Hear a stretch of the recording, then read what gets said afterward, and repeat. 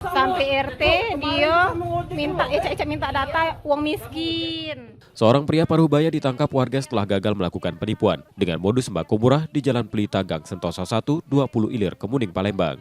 Warga yang geram kemudian meminta polisi datang menjemput pelaku. Pelaku awalnya datang menggunakan ojek online dan menawarkan sembako murah yang disebut berasal dari sebuah komunitas. Ia meminta warga menyerahkan sejumlah uang sebagai tebusan untuk mengambil sembako di Pasar 16 Ilir. Namun aksinya terhenti setelah ketua RT setempat mengenali pelaku yang pernah menipunya dengan modus serupa.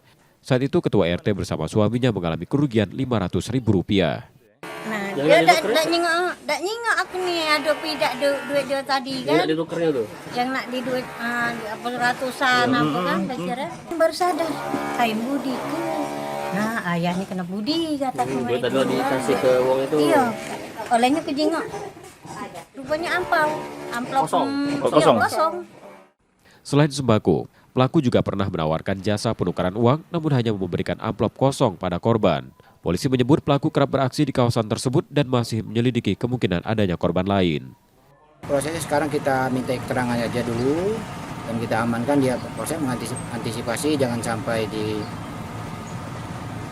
masa masyarakat. Jadi dan berhubung dia tersangka juga untuk tempat tinggalnya tidak ada di sini dan keluarganya tidak ada di sini, maka kan tadi pihak RT juga koordinasi dengan Dinsas untuk diantar ke Dinsas demikian.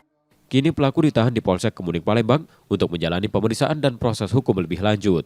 Reski Oktora, Muklas Diferensial, Kompas TV, Palembang, Sumatera Selatan.